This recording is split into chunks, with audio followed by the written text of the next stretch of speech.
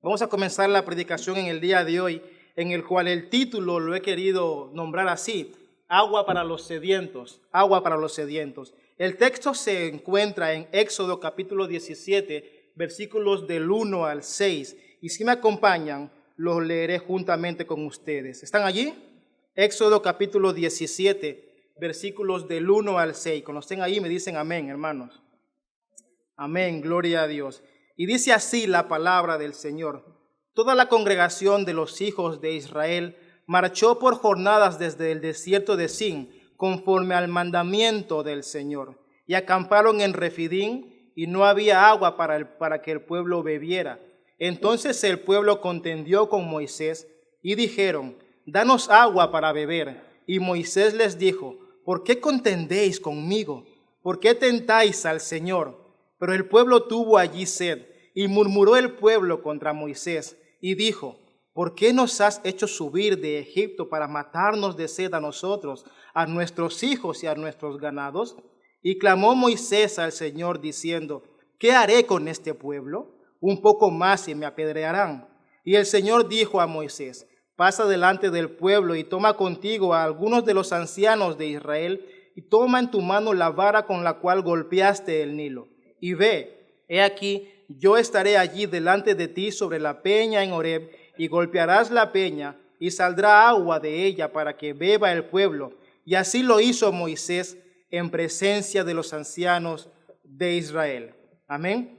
Llegados a este texto, hermanos, me gustaría antes que nada situar para saber qué es lo que ha pasado en versículos anteriores, incluso en capítulos, para llegar a esta situación tan drástica. Me gustaría poder establecer a modo de introducción qué ha pasado a día de hoy para que lleguemos a esta situación tan drástica. Y lo quiero hacer a partir del capítulo siguiente, en Éxodo capítulo 2, del 23 al 25. Parto de ahí mi despegue y luego voy hacia adelante. Éxodo capítulo 2, versículos del 23 al 25 dice así: y aconteció que pasado mucho tiempo murió el rey de Egipto, y los hijos de Israel gemían a causa de la servidumbre, y clamaron, y su clamor a causa de su servidumbre subió a Dios. Oyó Dios su gemido, y se acordó Dios de su pacto con Abraham, Isaac y Jacob. Y miró Dios a los hijos de Israel, y Dios los tuvo en cuenta.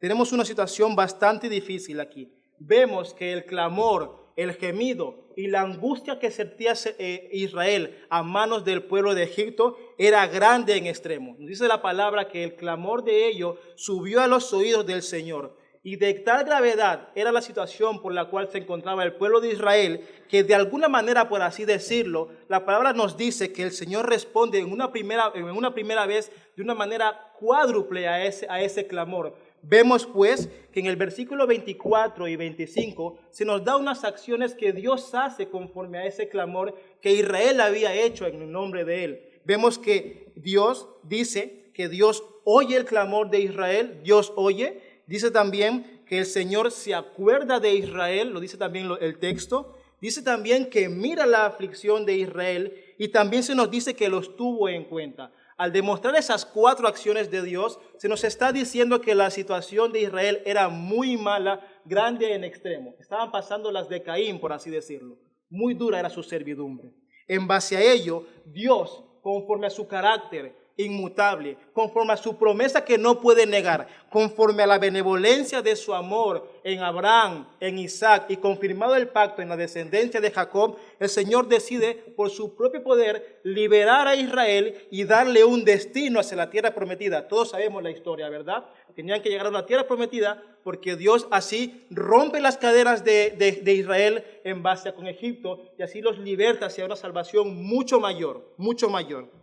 Llegados aquí, seguidamente, Dios no decide que el camino que Israel deba pasar sea un camino de rosas. Dios no los hace caminar en medio de las montañas, no los hace caminar en medio al lado de la playa, no los hace caminar en una pradera verde, sino que el medio que utiliza Dios para que lleguen a esa salvación, para que lleguen a esa tierra prometida, ¿qué es? Es el desierto. Dios, por su misericordia, gracia y poder, y en sus planes perfectos, decide que Israel ha de pasar por el desierto, sí o sí, para llegar a la tierra prometida. Obviamente, realizar una hazaña de este calibre no es algo nada fácil. Tomemos en cuenta que de Egipto, según los estudiosos, dicen que toda la población de Israel eran más o menos un 2,5 millones de personas. Y en toda ese pueblerío, en toda esa muchedumbre, teníamos a mujeres, a niños, a ancianos y a ganado. Toda esa gente había salido de Egipto y se dirigían hacia la tierra prometida, pero deberían pasar por el desierto. No había nadie que los quitara de allí. Ese era el plan de Dios. Y tenía su fin incluso por el motivo por el cual pasasen por ahí, que lo veremos en la exposición del texto.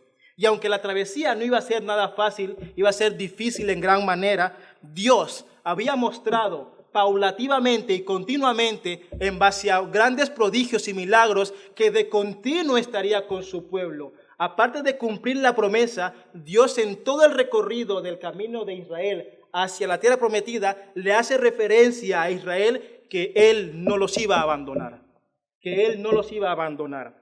Así lo dice la palabra también más adelante. Dios con su carácter dice: Israel, yo no te voy a abandonar. Pasarás por el desierto, pero yo estaré contigo.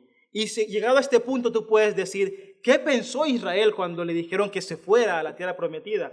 ¿Qué pudo haber pensado Israel? ¿Cómo el Señor iba a cumplir lo que iba a hacer? Porque ellos no lo sabían que había un desierto. Ellos sabían que debían ir allí, pero no sabían por dónde pasarían.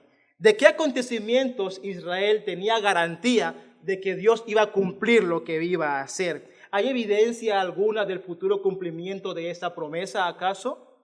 ¿Qué es lo que Israel, lo más importante, qué es lo que Israel había visto a día de hoy para llegar a nuestro texto, que Dios daba garantía de lo que iba a hacer? Y me he tomado la libertad de ponerte algunos ejemplos para ver el carácter de Dios, para que veas qué es lo que Dios había hecho hasta ese punto para categorizar y afirmar lo que el Señor iba a hacer. La prueba más fidedigna de que Dios los iba a llevar hacia la tierra prometida es porque Dios así lo había declarado y así lo había dicho por medio de su boca, pues el Dios que tenemos cumple lo que promete. Amén. Éxodo capítulo 3 del 7 al 9 dice así: y el Señor dijo: ciertamente he visto la aflicción de mi pueblo que está en Egipto, y he escuchado su clamor a causa de sus capataces, pues estoy consciente de sus sufrimientos y he decidido. ¿Ves lo que hace aquí otra vez? Dice que oye la aflicción del pueblo, que la ve, que es consciente del sufrimiento y que desciende para librarlos de mano de los egipcios, para sacarlos de aquella tierra a una tierra buena y espaciosa, a una tierra que emana leche y miel, y al lugar de los cananeos, de los hititas, de los amorreos y de los fereceos, de los heveos y de los jebuseos. Y ahora he aquí, el clamor de los hijos de Israel, lo vuelve a repetir, ha llegado hasta mí. Y además he visto la opresión con la que los egipcios los oprimen. Esa es la primera base que Dios dice, su promesa, conforme va a llevar a Israel hacia la tierra prometida. Y es lo que más pesa, la palabra de Dios, su promesa. Todo lo que viene después de eso es consecuente a la promesa principal, que es esta. Dios lo dice, y como lo dice, manifiesta su carácter en diversos prodigios y medios conforme sustenta este bien que va a hacer a Israel. Partimos como Dios cumplidor de promesas. La segunda evidencia que Israel puede ver que Dios va a estar con ellos es la siguiente. Israel había sido esclavizado durante más de 400 años por los egipcios. Sin embargo, Israel, al haber salido de allí, no merecía ningún bien. ¿Has visto tú acaso algún capataz recompensando a su esclavo de bienes y oro cuando se va de su gobierno? O sea, ¿está obligado un rey a darle a un esclavo bienes y oro? No, ¿verdad? Sin embargo, Dios revierte la situación y, cambiando el corazón de los egipcios, hace lo siguiente: los hace salir de una manera próspera, en gran manera. Éxodo capítulo 3, versículos del 19 al 22, dice esto: pero yo sé que el rey de Egipto no os dejará ir, si no es por la fuerza. Pero yo extenderé mi mano y heriré a Egipto con todos los prodigios que haré en medio de él. Y después de esto os dejará ir, y daré a este pueblo gracia ante los ojos de los egipcios. Y sucederá que cuando os vayáis, no os iréis con las manos vacías, sino que cada mujer pedirá a su vecina y a la que vive en su casa objetos de plata, objetos de oro y vestidos, y los pondréis sobre vuestros hijos y sobre vuestras hijas, y así despojaréis a los egipcios. Dios promete que cuando salgan de Egipto, encima va y los prospera. Dios ya ha dicho que lo va a cumplir. Ahora Dios demuestra que está con ellos en base a la prosperidad, la segunda evidencia. La tercera es la siguiente: para mostrar su inmenso poder, su plan, su gloria, su majestad, ante los ojos de los egipcios y ante los ojos de Israel, Dios hace algo increíble. No lo hace solo una vez, sino lo hace hasta 10 veces. Las plagas de Egipto, para mostrar su poder y gloria ante ellos. Incluso, si tú te fijas, en algunas de las plagas, como en la de los piojos, o como en la muerte del ganado, dice la Biblia específicamente que el Señor hace distinción entre el pueblo de Israel y el pueblo de Egipto. O sea, cuando está cayendo la tormenta, cuando está cayendo las plagas, en muchas ocasiones Dios cubre en medio de la aflicción a su pueblo. Aunque esté pasándolo mal, Egipto, Dios cubre a su pueblo. Y te doy un dato curioso en base a esto. No sé si lo sabías. Yo cuando lo estudié y me lo dijeron, me gustó bastante. ¿Sabías tú que cada una de las 10 plagas que Dios ejecuta contra Egipto es un juicio contra un dios egipcio? ¿Lo sabías? Cuando lo estudié, a mí me encantó. Por ejemplo, ¿sabes tú cómo se llama el dios que cuida del ganado en Egipto? Se llama Hathor. El dios que cuida, egipcio, que cuida su ganado, se llama Hathor. Al Dios matar al ganado de los egipcios, está demostrando que Él tiene el poder sobre el ganado, que Él tiene el poder sobre las propensiones, y así le demuestra al dios egipcio que Él no es nada contra Dios, que Dios es mucho más grande que Él. También, ¿recordáis el dios Ra? Es el dios del sol. El dios Ra, según los egipcios, proveía vida para sus cosechas. ¿Qué pasó con la plaga de los 3 días de oscuridad? ¿Por qué no salió Ra y trajo luz a su pueblo? Porque obviamente Dios tiene el poder de la luz y Él dice cuándo se oculta la luna y cuándo sale el sol. Y lo más importante, hermanos, el último Dios, el Dios más fuerte de los egipcios, el Dios que gobierna en la vida y la muerte según los egipcios, es el Dios que se llama Anubis. Según los egipcios dicen que Anubis tiene el poder de la vida y la muerte, mas sin embargo Dios en la última plaga, ¿qué es lo que hace? Quita la vida de los primogénitos de Egipto. Incluso cuando pasa la plaga, dice que hay un gran clamor en el pueblo de Egipto porque no pueden dar vida a sus hijos. Dios demuestra entonces, en base a los dioses egipcios, que el Señor es mucho más grande que cualquier Dios creado por el hombre. Gloria al Señor. Amén. Cada plaga hace referencia hacia un juicio de un Dios egipcio. Dios demuestra su poder en base a esto. Amén. Seguimos para adelante. Entonces es Dios, aparte de esto, sigue demostrando su carácter y su poder conforme a lo que va a hacer con su promesa. Dice que de una manera milagrosa, algo que ni tú ni yo hemos visto, abre el mar rojo. Abre el mar rojo. Da un camino seco hacia Israel y provee su salvación. ¿Sabes a dónde apunta eso, verdad? Los de Israel no podían cavar un hoyo y abrir el mar. Dios tuvo que intervenir para abrir el mar, dar un camino en seco para que el pueblo que no podía llegar a la salvación llegase a través de él. ¿Sabes a dónde apunta eso, verdad? Amén. A Jesús. El mar abierto, el mar rojo abierto apunta a la cruz de Cristo. Israel no podía pasar sin la ayuda de Dios. Israel no se podía salvar sin la ayuda de Dios. Y así el Señor lo demostró. Amén. Éxodo capítulo 14 de 21 al 22 dice así: extendió Moisés su mano sobre el mar y el Señor, por medio de un fuerte viento solano que sopló durante toda la noche, hizo que el mar retrocediera y cambió el mar en tierra seca y fueron divididas las aguas y los hijos de Israel entraron por medio del mar en seco y las aguas eran como un muro a su derecha y a su izquierda. Dios se demuestra hacia Israel como su perfecto protector. Su perfecto protector. Y mira estas 2 últimas evidencias, que ya son bastantes, amén.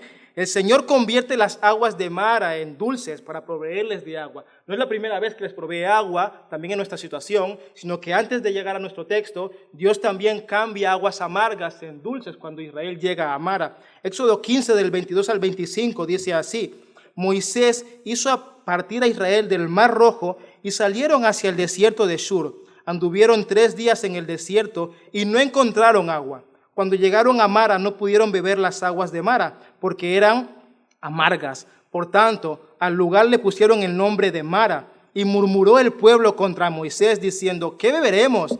Entonces él clamó al Señor y el Señor le mostró un árbol y él lo echó en las aguas, y las aguas se volvieron dulces. Y Dios les dio allí un estatuto y una ordenanza, y allí los puso a prueba. Dios se demuestra ante Israel como un buen sustentador. Y para finalizar, la última prueba, hermanos, Dios provee codornices y además maná para alimentarles durante todo el tiempo de su peregrinación.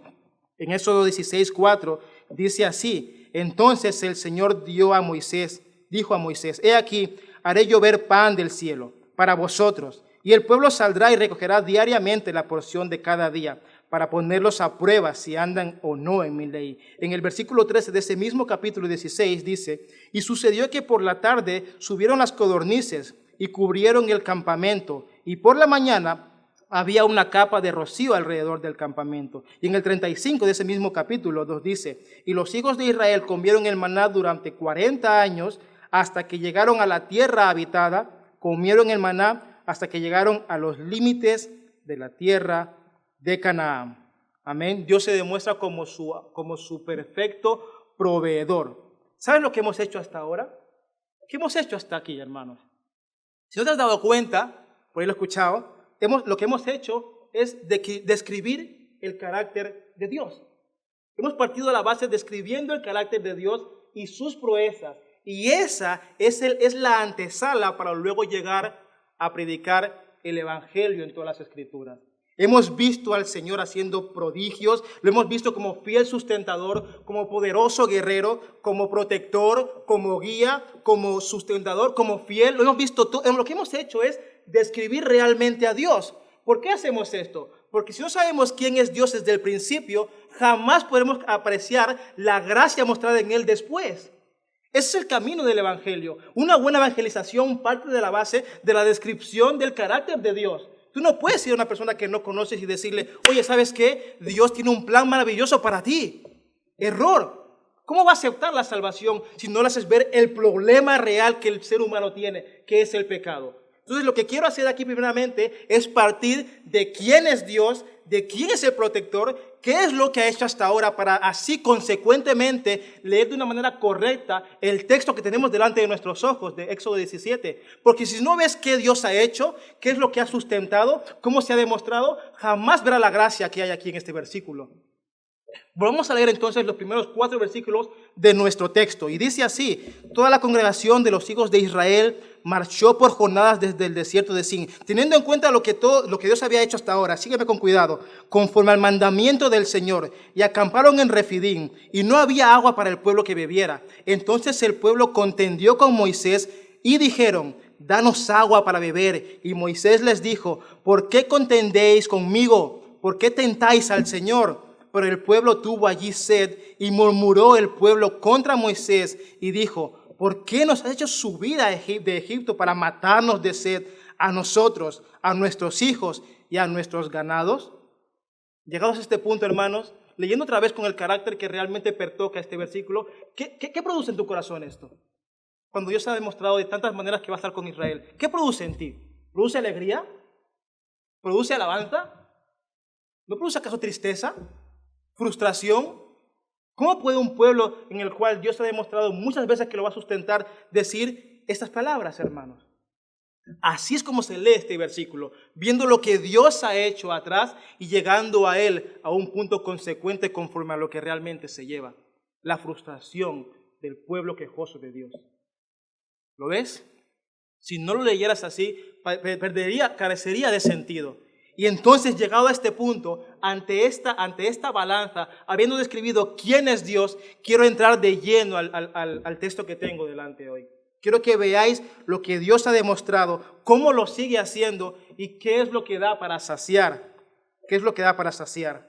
Llegando a este punto, los hijos de Israel dice que tenían que ir a Refidín y acamparon, pero en ese lugar no había agua. Y deseo establecer mi predicación en 3 puntos muy básicos. El primero de ellos es que en el desierto no hay agua. En el desierto no hay agua. Es el punto número 1. El punto número 2 es que las frustraciones y las complicaciones de la vida nos impiden ver las bendiciones y el sustento de Dios en nuestras vidas. Y el punto número 3 es agua que sale de la roca, agua que sale de la roca.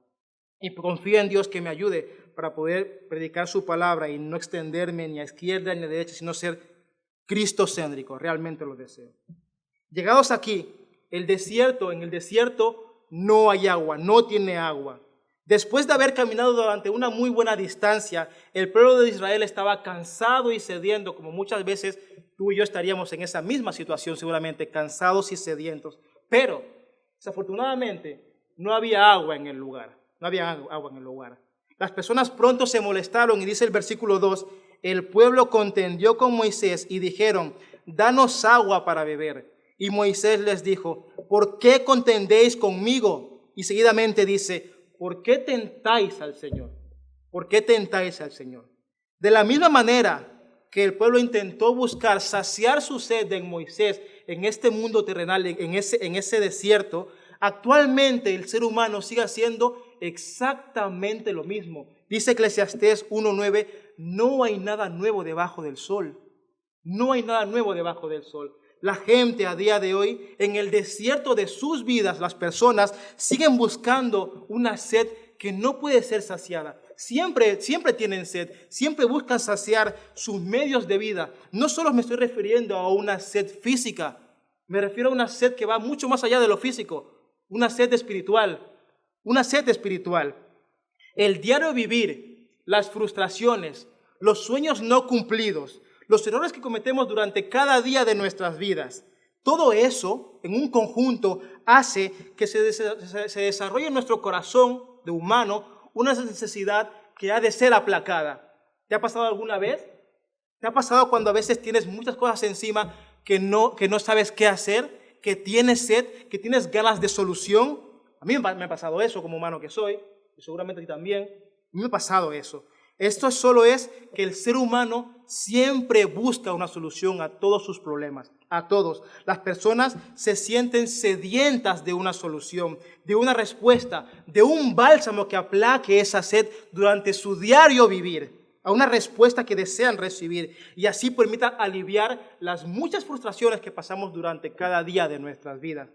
Cuando esa sed se manifiesta, es una sed espiritual y no puede ser satisfecha. Las personas suelen enfocarse en saciar esa sed a través de medios terrenales, medios mundanos y medios temporales. A través de esos medios desean saciar una sed que solo puede ser saciada de una manera eterna, eterna. Y mira lo que hace el ser humano. Te pondré unos ejemplos de cómo los hombres, mujeres e incluso jóvenes que también tienen sed, desean aplacarla. Por ejemplo, los hombres. Algunos hombres están cansados y desean saciar su sed en la búsqueda de más mujeres.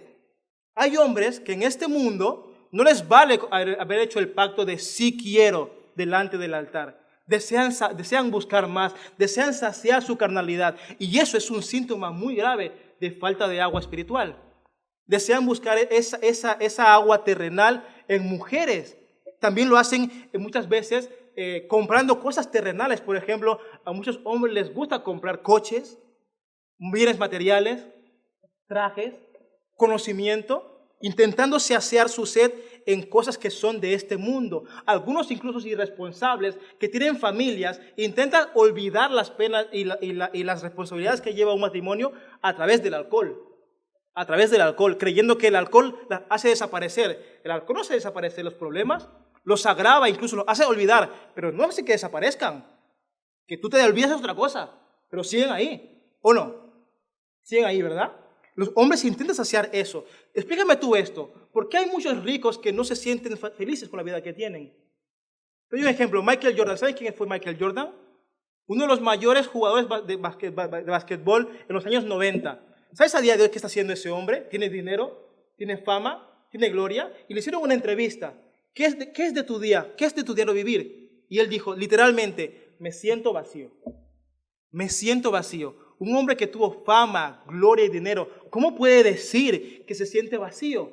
¿Qué falta en él? ¿No tiene dinero? ¿No todo el mundo quiere dinero? ¿Por qué él no se siente lleno?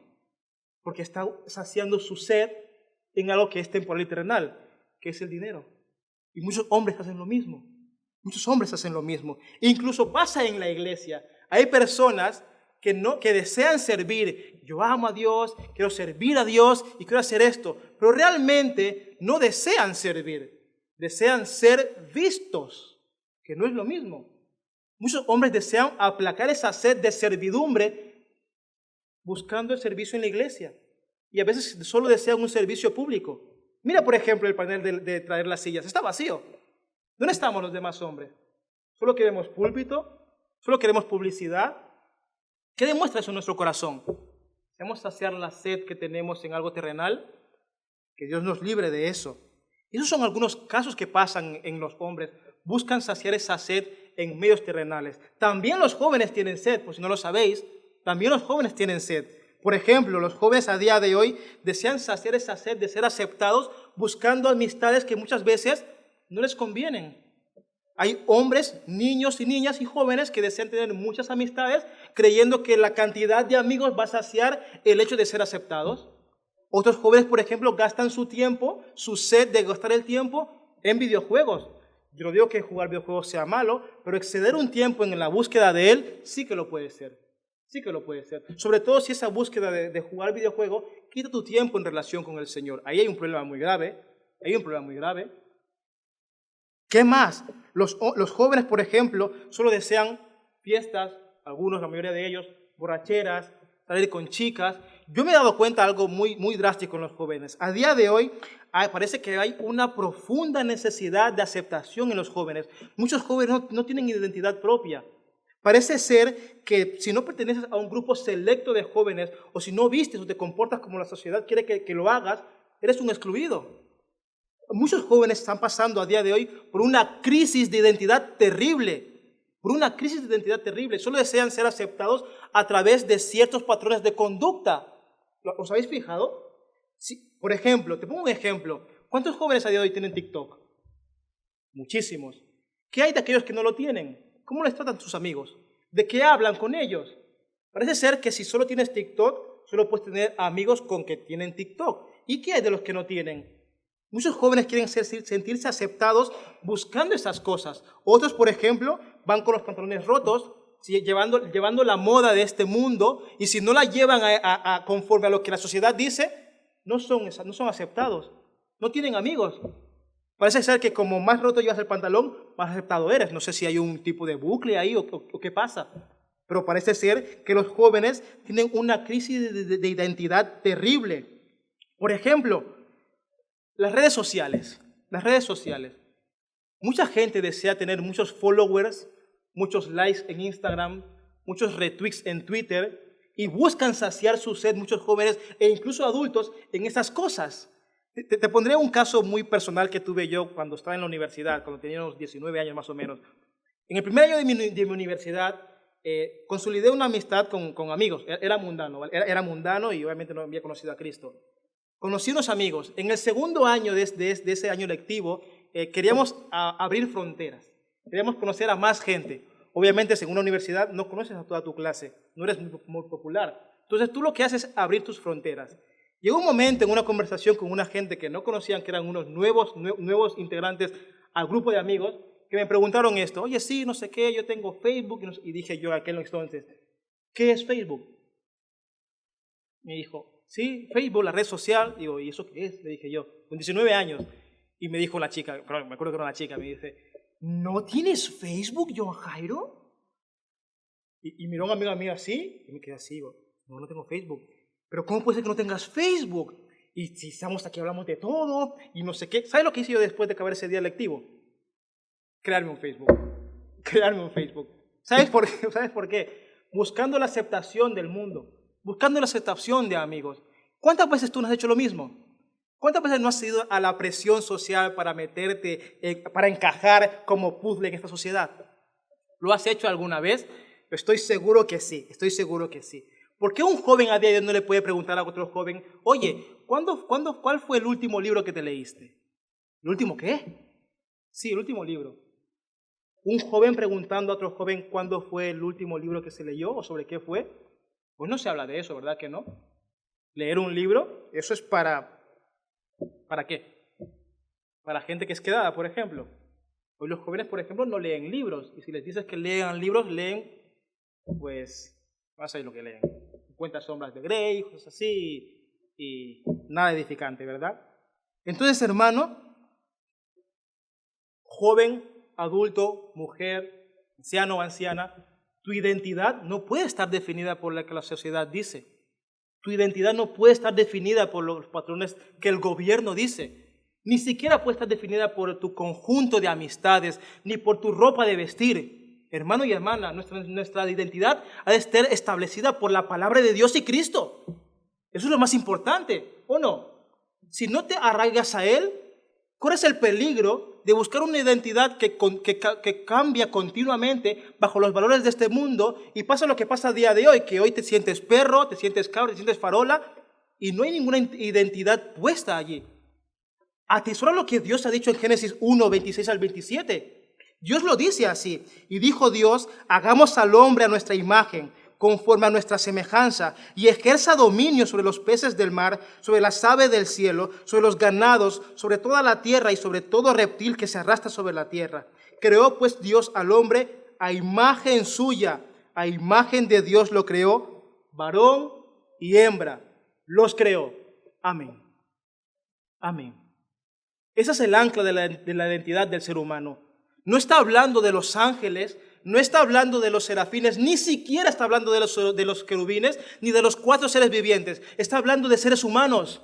Eres el único ser que puede comunicarse con Dios, que puede hablar con Dios, que puede manifestar la gloria de Dios en esta tierra. Eres un ser humano creado a imagen y semejanza de Dios. Apartado de ahí, nada vale. Nada vale. No puedes dejarte calumniar ni perturbar por los valores de este mundo. Eres perfectamente a imagen y semejanza del mismísimo Dios creador del cielo y de la tierra. ¿Qué más quieres de ahí? ¿Qué más buscamos aparte de eso?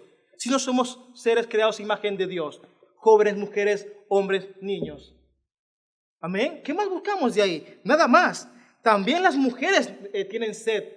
También tienen sed las de este mundo. Por ejemplo, hay muchas mujeres que desean saciar su sed de ser aceptadas, buscando belleza, buscando gloria, buscando ser deseables y atractivas.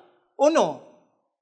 ¿Cuál es la intención de una mujer que tiene una falda como cinturón que se le ve todo? ¿Cuál es la intención? ¿Que su falda no es más grande que su cinturón? ¿Crees que es algo bueno? Obviamente no. Es una necesidad de sed grande que desea ser aceptada por lo que el mundo ve en ella. ¿Verdad que sí? Incluso muchas mujeres también tienen sed de saciar y serse autosuficientes en todo. A día de hoy se habla mucho de empoderamiento, ¿verdad? Incluso desde los púlpitos. Aquella pastora Tesenia Yen, que le cambio el nombre porque no nos censuran el vídeo, habla mucho de empoderamiento, ¿verdad? Y desea que las mujeres sean empoderadas y vayan por encima de todos y se divorcien con sus maridos y un sinfín de cosas. Se habla mucho de empoderamiento. Hay mujeres que desean ponerse como cabezas de familia en su hogar. Desean tomar las riendas de su hogar, haciendo excusa que su varón no hace la parte que le pertoca. Muchas veces. Y te pongo yo un ejemplo. Si nos ponemos delante de Dios, si tú vas delante de Dios y le dices, Señor, mi marido no ha sido capaz de guiarnos en el hogar, pero yo he orado, yo he llevado a mis hijos a la iglesia, yo he ayunado por ellos. Yo eso es lo que tú me has pedido, Señor, porque mi marido no podía. ¿Tú crees que eso le da la gloria a Dios? ¿O no sería mejor más bien mostrar un carácter sumiso diciendo, Señor, yo sé que a mi marido a día de hoy le falta mucho, pero déjame a mí ser ese medio por el cual, para ponerlo a él en el lugar que se merece? ¿Le has dicho tú a tu marido que es incapaz a veces de hacer las cosas, de decirle cariño? Lee este versículo y lo compartes a lo largo de la semana.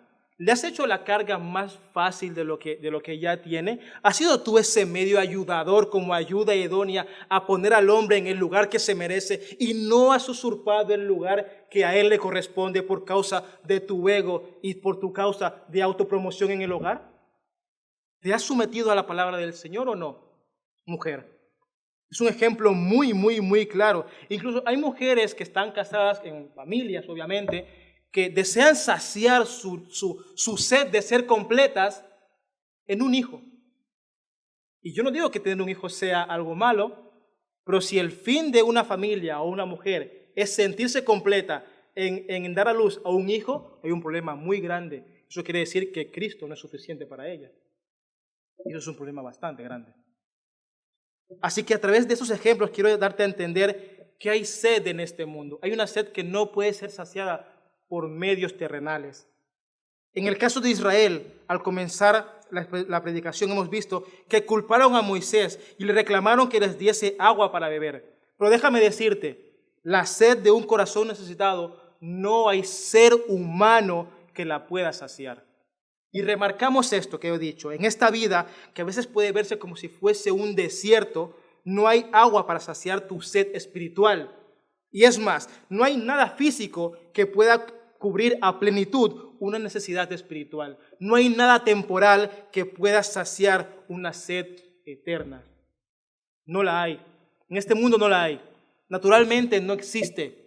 Así lo dice la palabra del Señor. Israel ya había experimentado esto antes. En Jeremías 2, capítulo 2, versículo 13 dice esto: porque dos males ha hecho mi pueblo.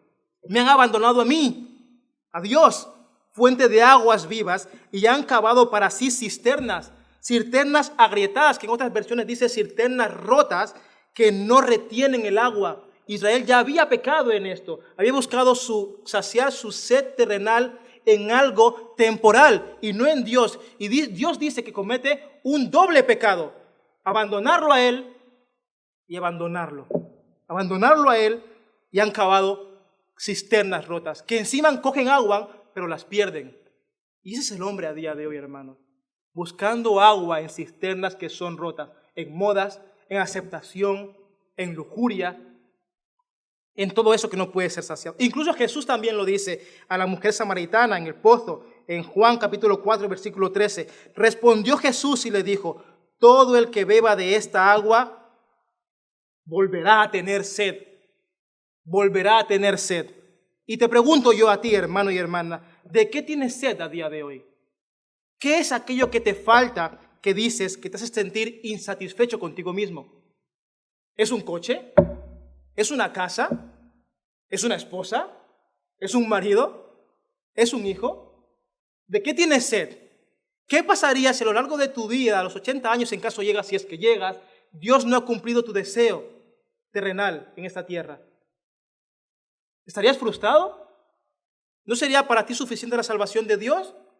¿Qué pasaría entonces, hermano? ¿De qué tienes sed hoy?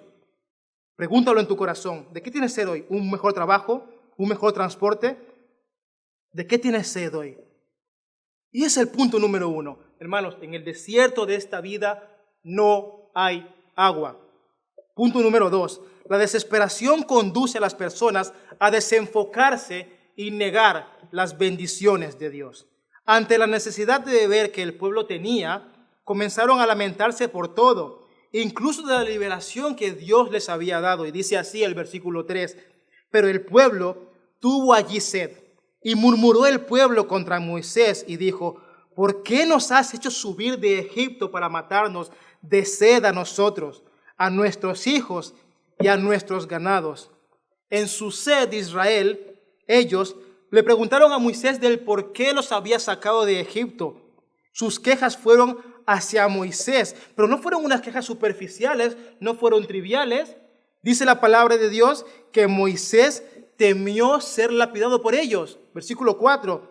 Y un poco más dice Moisés: y me apedrean. O sea, había más de uno con la piedra en la mano dispuesto a tirársela, Había más de uno. Y por si no lo sabes, Israel es un pueblo que es muy experto en tirar piedras. Si no, mira a David lo que hizo. Si no, recuerda a la mujer samaritana, a la mujer que fue hallada en adulterio. ¿Qué fueron a hacer a por ella? ¿Qué le pasaba a un joven que blasfemaba el nombre de Dios en el Antiguo Testamento? Moría apedreado. ¿Qué le pasaba a una persona que blasfemaba el día de reposo? Moría apedreado. Eran tiradores de piedra terribles el pueblo de Israel, y Moisés lo sabía, claramente, lo sabía. Pero veámoslo de una manera más profunda y directa, y resolvamos las siguientes preguntas. ¿Quién los había llevado hasta allí, a Israel? ¿Contra quién iban dirigidas las quejas de ellos? ¿Acaso fue Moisés quien miró durante 400 años la aflicción del pueblo de Israel en Egipto? ¿Acaso fue Moisés en su nombre delante de Faraón a decirles: liberta a mi pueblo? ¿Acaso fue Moisés el autor de grandes prodigios y magnificencias que fueron vistos a los ojos de Israel y Egipto? ¿Acaso fue Moisés quien iba en columna de fuego durante la noche y en nube durante el día para cubrirlos del sol y del frío y guiarlos? En el versículo 1 hemos visto que la palabra de Dios nos dice que el Señor había que Israel, había caminado a Refidim conforme al mandamiento del Señor. Así que ¿contra quién eran las quejas de Israel? Contra el mismísimo Dios. No eran contra Moisés. Las quejas de Israel eran contra Dios, contra aquel que los había liberado, contra una autoridad mucho mayor que Moisés. Obviamente las quejas se dirigían a Dios. Y eso Moisés lo sabía muy bien. Éxodo capítulo 16, versículo 8. Dice Moisés en una ocasión: esto sucederá cuando el Señor os dé carne para comer por la tarde y pan hasta saciaros por la mañana, porque el Señor ha oído vuestras murmuraciones contra Él. Pues, ¿qué somos nosotros? Vuestras murmuraciones no son contra nosotros, sino contra el Señor. Y eso trae a mí una aplicación en mi vida. Dejémonos de quejarnos. Cualquier queja que profese en nuestra boca no va en nombre a esta tierra, sino que va en nombre hacia el Señor, hermanos. Cualquier queja que tú hagas va en contra del carácter perfecto de tu Dios, al cual tú dices profesar, creer y servir. En contra de ese Dios va. Esposos, que decís que tenéis una esposa muy difícil en carácter, que no la queréis, que incluso habéis proclamado el divorcio, os digo, tener una esposa es el anhelo de un joven, de un hombre soltero que desea una mujer, una compañera de viaje en su vida. No os quejéis. Proverbios 18:22 dice: el que haya esposa, haya algo bueno y alcanza la benevolencia del Señor. No os quejéis, esposos, de vuestras esposas. No nos quejemos de ellas. Es más, esposas, tampoco os quejéis de vuestros maridos incapaces. ¿Por qué? Porque tener un esposo es el deseo de una mujer que está soltera o que ha sido viuda incluso en ciertas maneras, a ser guiada, a ser amada, a ser abrazada, protegida conforme al varón que Dios le da. No os quejéis de eso de vuestros esposos, que muchas veces lo hacéis. O lo hacemos también, me incluyo en el pack también yo. También, no os quejéis, por ejemplo, de lo difícil o pesado que es vuestro trabajo a día de hoy. ¿O no lo habéis dicho a día de hoy? ¡Buah! ¡Qué trabajo más pesado! Ojalá pudiera cambiar, ojalá pudiera tener otro que gane mejor. Hermano y hermana, tu fastidioso trabajo es el sueño de un desempleado que cada día hace cola en la cola del INEM. Y tú te estás quejando de tu trabajo. Sea limpieza, sea limpiando alcantarillas, sea lo que sea. No os quejéis de vuestro trabajo, que hay gente durante cada día buscando cita en la cola del INEM. Y aún así somos tan desleales que nos quejamos, ¿verdad? Nos quejamos, ¿verdad? ¿Qué más? Aquellos que os quejáis de vivir en una habitación pequeña y que no tenéis una casa, no os quejéis, hermanos. Vuestra pequeña habitación y vuestra pequeña casa es el anhelo de un sin techo que cada día al frío duerme en el pavimento afuera debajo de un puente. ¿O no lo habéis pensado? Me comentaba ahora mismo un hermano que fueron a evangelizar el día domingo y había gente allí que se estaban muriendo. Hay gente que solo tiene de cobija, de manta, un trozo de cartón. Y tú estás en una habitación pequeña, sí, pero en una habitación. Y aún así nos quejamos que tenemos una casa grande y estamos en una habitación pequeña. Mira cómo somos, mira cómo el pecado aflora nuestro corazón. Mira cómo se ve. También nos quejamos de que no disfrutamos de suficientes momentos alegres en nuestra vida. Pues bien, hay gente que lleva mucho tiempo deprimida y tu sonrisa vale mucho más para ellos que para ti. Hay gente que está en continua depresión y ha pensado incluso a veces en su diario vivir suicidarse. Y tú a veces tienes momentos de viajes, momentos de barbacoas, momentos de compartir con hermanos, y aún así, aunque sean pocos, nos llegamos a quejar. Y hay gente que está perdiendo su vida, por ejemplo, en un hospital y no pueden reír. Y tu risa vale mucho más para ellos que para ti. ¿Y qué pasa con nosotros entonces? ¿Qué pasa con nosotros? ¿Por qué no lo vemos? ¿Por qué no lo vemos así de la manera que se ha de ver? Incluso aquellos que tenéis poco dinero y pocos ahorros, ¿sabéis lo que hacéis o lo que hacemos? Quejarnos. Un euro que tengas ahorrado, hermanos, es el deseo de un pagador, de un deudor que desea cancelar una deuda que no puede pagar. Aunque tengas pocos ahorros, hermano, valóralos. Tienes el sustento, si Dios así lo ha establecido, de tener algo a final de mes. Hay mucha gente que no tiene nada, que ni siquiera las ayudas les llegan. Hay gente cobrando la pensión, hay ancianos españoles cobrando la pensión que por la noche van a los supermercados y buscan comida en los containers. ¿Lo habías visto eso? ¿Lo sabías? Y tú, gracias a Dios, si Dios quiere, cada día comes desayuno, almuerzo, merienda y cena. Y te hace el lujo de a veces comer un café con leche en el 365. Algo que muchos no pueden. ¿Verdad que sí? Mira cómo somos. Y finalmente también, algo para las familias, que os quejáis o que nos podemos quejar incluso, porque tu hijo es demasiado inquieto, demasiado hiperactivo y no te deja escuchar el culto. ¿Sabes que ese hijo inquieto e hiperactivo, en su etapa de inquietud e hiperactividad, algún día dejará de hacerlo? Es el anhelo de una pareja que es estéril, por ejemplo. Que hay gente que no puede tener hijos y desea a tu inquieto niño que corre por el medio de la sala. ¿Lo has pensado siquiera eso? Que tu inquieto hijo es el deseo de alguien que no puede tenerlo. Y nosotros a veces que somos padres, vemos cómo se comporta nuestro hijo que no nos deja escuchar el culto y nos quejamos de ese hijo. Somos pecadores bastantes, ¿eh? Mira si somos pecadores que hacemos algo como esto. Señor, bendice los alimentos que vamos a tener, Señor. Gracias por darme esto y demás y tal para cual. Probamos, qué salado está esto. Los acabas de bendecir y aún así te quejas. ¿Lo has hecho alguna vez? Culpable. Yo sí lo he hecho alguna vez en mi ignorancia. Cuando preparaba esto decía, ¿dónde me escondo? Pero esa es nuestra condición, hermanos. Es nuestra condición. Dejémonos de quejarnos y demos gracias a Dios por todo, aunque sea por poquito, hermano. Primera Tesalonicenses capítulo 5, versículo 18 dice así: dad gracias en todo, porque esta es la voluntad del Dios para vosotros en Cristo Jesús. Amén. He aprendido que tenéis mucho por qué agradecer y menos por qué quejarse, ¿verdad que sí? Amén, yo también. Aún así, uno de los efectos drásticos por los que pasó Israel es, por lo que produce un corazón inmaduro, es que se hunde en la frustración, se hunde en el diario vivir y se desenfoca y olvida y niega los dones que Dios da hacia él durante cada día. Llegados a este punto, hermanos, el pueblo de Dios había visto las 10 plagas de Egipto, habían salido prósperos de Egipto, habían cruzado el Mar Rojo, habían visto la columna de nube y la columna de fuego delante de sus ojos, y aún así habían sido alimentados con maná durante cada día de su peregrinación, y aún así tienen la desfachatez y la cara de quejarse contra Dios.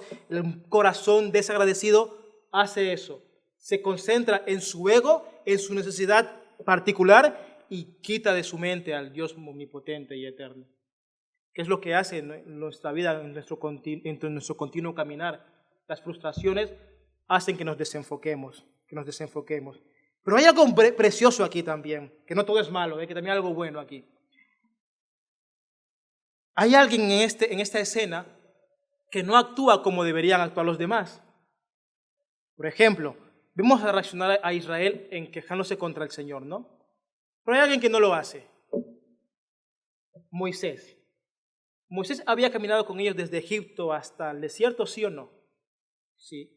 Moisés había comido del maná que descendía durante la mañana, ¿sí o no? Sí. ¿Había pasado Moisés por el medio del Mar Rojo? Sí. ¿Y qué hace Moisés? No se queja. ¿Por qué no se queja? ¿Por qué él no se queja? ¿Por qué todos los 2,5 millones de personas sí se quejan? Porque obviamente bajo las mismas circunstancias no se ve realmente el carácter del cristiano. En las circunstancias de aflicción podemos ver quién actúa madurezmente y quién no lo hace.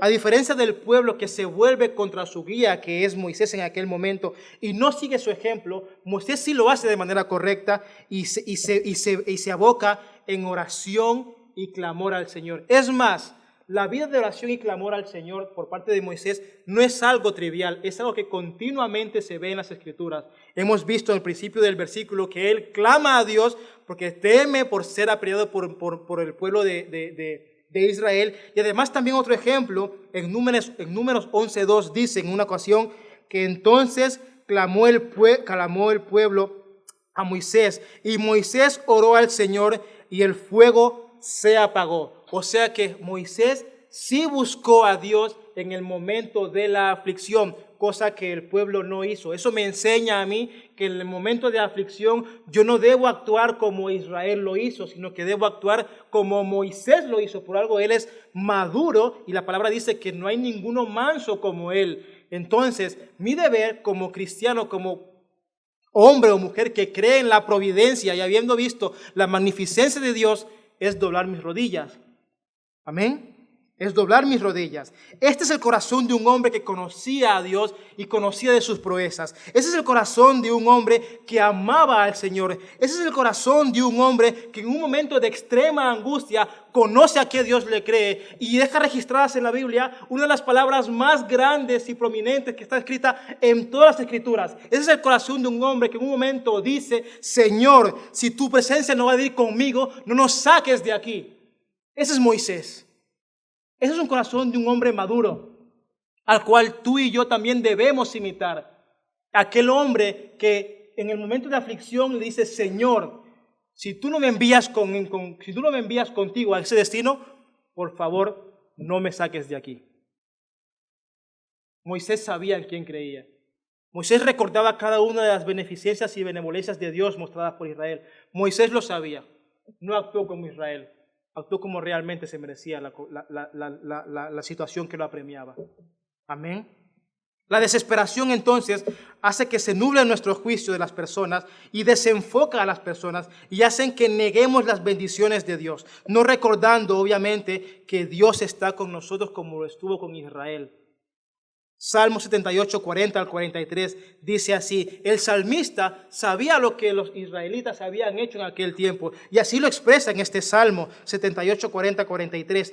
¿Cuántas veces se rebelaron contra él en el desierto y le entristecieron en las soledades? Tentaron a Dios una y otra vez y afligieron al Santo de Israel. No se acordaron de su poder ni del día en que los redimió del adversario, cuando hizo sus señales en Egipto y sus prodigios en el campo de Zoán. El salmista remarca que el pueblo de Israel no se acordó de las bendiciones ni de Dios mismo.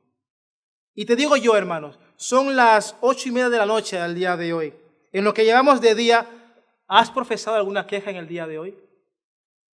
¿Te has quejado en el día de hoy? Solo tú y Dios lo sabéis. Seguramente lo acabas de responder en el fondo de tu corazón. Y solo Dios lo sabe. Si te has quejado en el día de hoy por algo, sabes que tu queja ha sido presentada delante del trono y ha sido contra Él.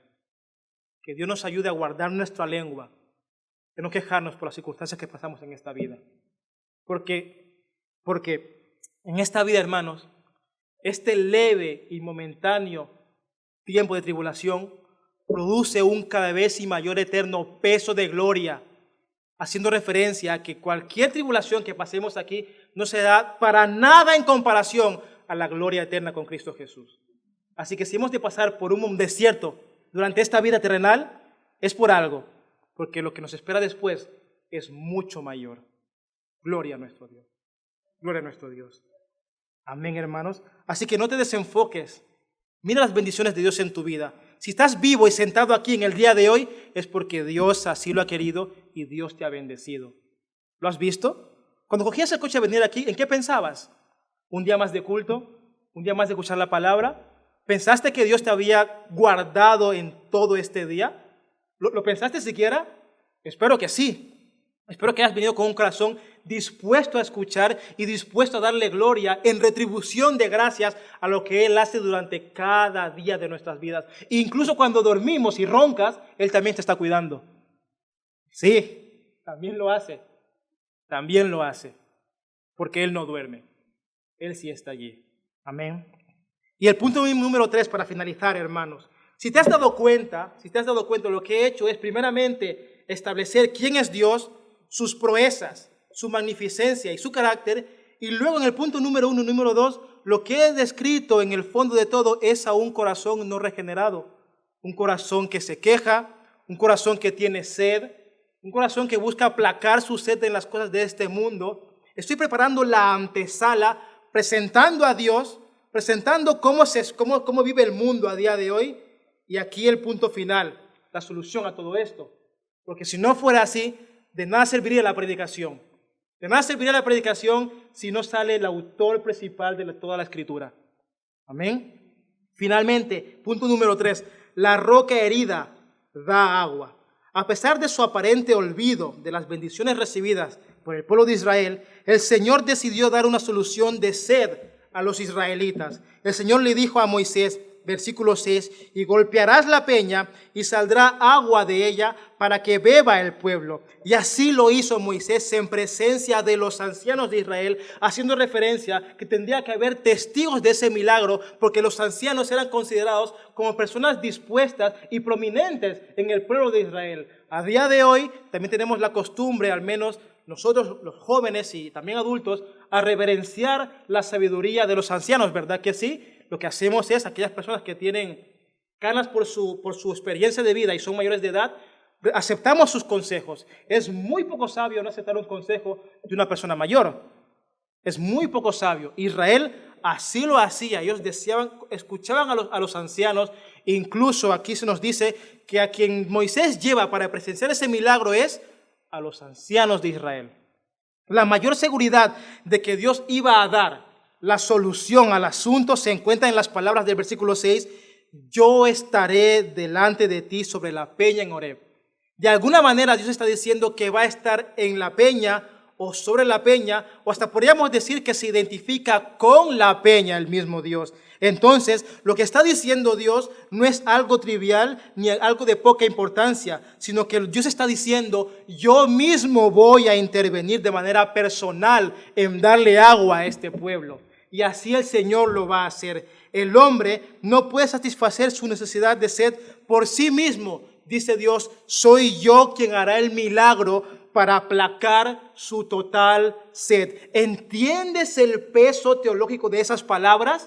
Dios está diciendo que de manera personal va a intervenir para darle agua al pueblo de Israel. ¿Sabes hacia dónde va eso? Las palabras que Dios hace, que Dios dice que va a proveer agua a todo Israel, se hace a través de golpear la roca por medio de Moisés.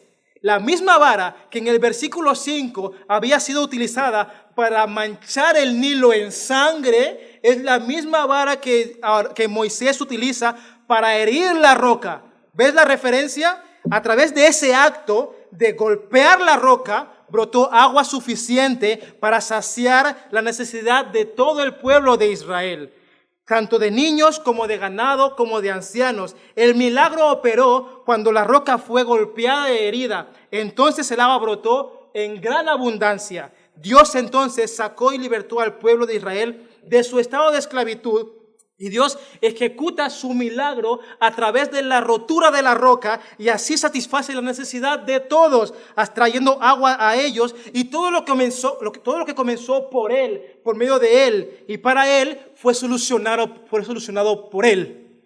Haciendo referencia a que Dios es el protagonista en todo lo que hemos leído aquí, no Israel. ¿Y cómo aplico esto a mi vida? Que es lo más precioso para finalizar el estudio de hoy. De la misma manera que en antaño el pueblo de Israel tenía sed en su desierto, en el día de hoy los seres humanos tienen una sed espiritual en el desierto de sus vidas, como hemos leído. Hemos descrito a Dios por sus prominencias, por su carácter, por su obra hecha. Hemos descrito al hombre en la condición de un corazón no regenerado, buscando agua en este mundo terrenal, buscando ser saciado por medios terrenales en cisternas rotas que no llenan de agua. Sin embargo, Dios provee una solución. De la misma manera que en antaño el pueblo se quejó contra Dios, a día de hoy también la población se queja contra Dios y lo culpan de su diario fracasado vida en cada momento de su vida. Incluso de la misma manera que Dios en antaño provee la solución para darle vida al pueblo de Israel, a día de hoy el Señor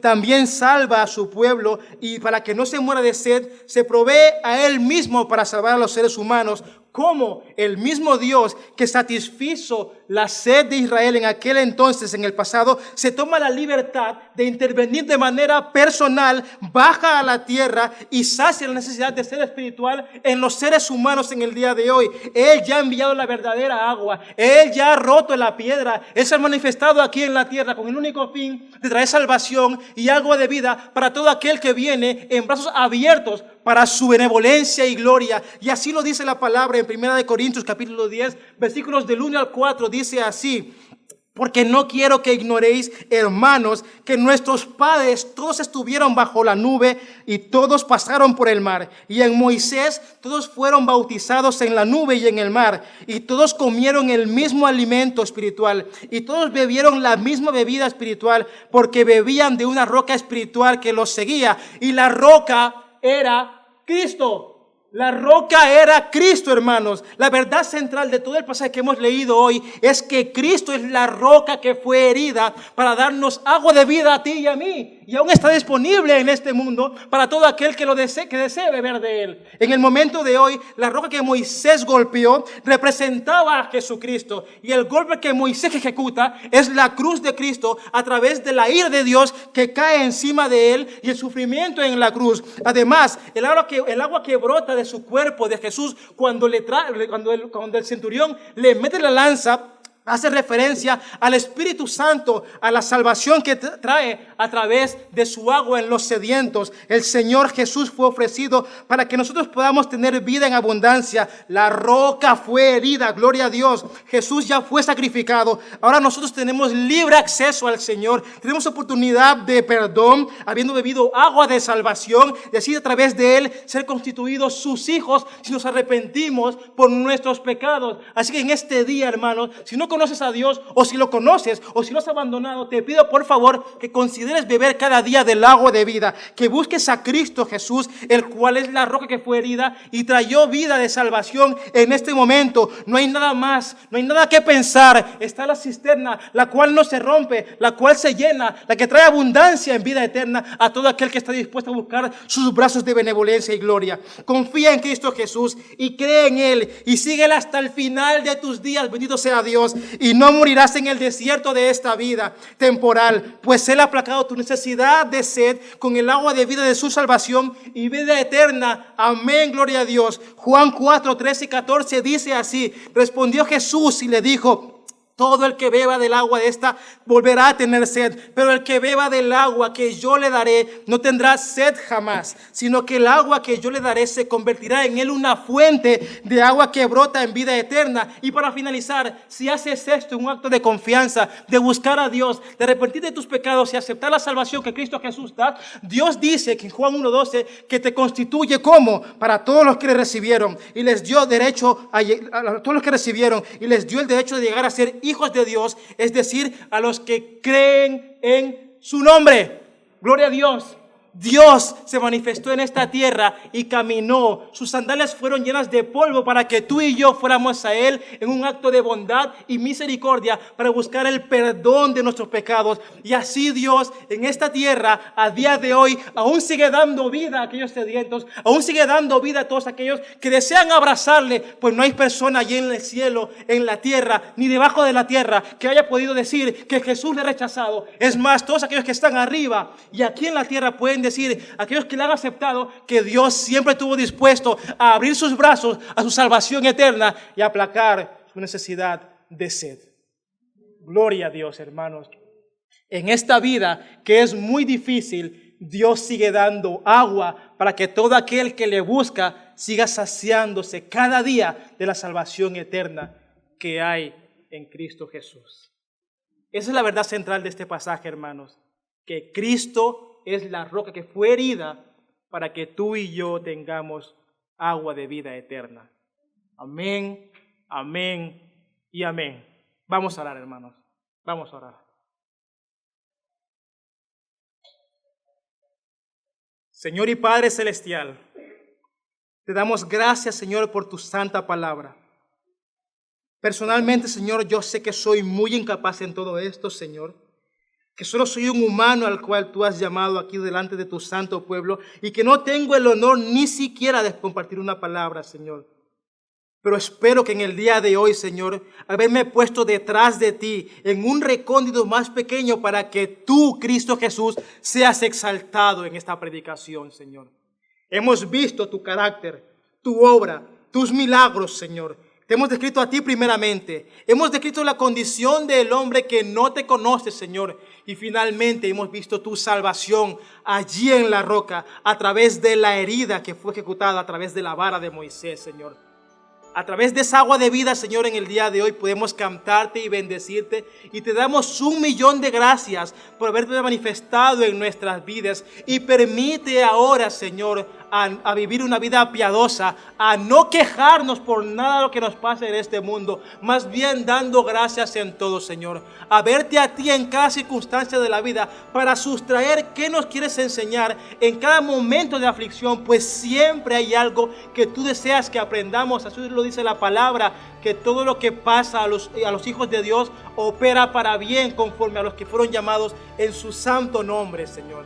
Y también te pido, por favor, Señor, que aquel que ha venido buscando tu palabra se la lleve en su corazón, que la atesore y que vea cada día, desde el momento que se levanta, a Cristo Jesús proveyendo, reinando y colmándolo de grandes bendiciones. Te pido perdón por cualquier falta, Señor, que haya podido cometer, pues sé que soy muy falible, pero me respaldo de verdad en tu Espíritu Santo. Espero en ti, Señor, que tú hayas hablado a través de mi vida y que produzcas frutos al 50, al 60 y al 100 por uno, tanto en mi vida como en la vida de mis hermanos. Recibe la gloria, la honra, la majestad, el poder y el honor sean a ti, Señor. En el nombre de Cristo Jesús. Amén, amén y amén. Dios los bendiga, hermanos. Amén.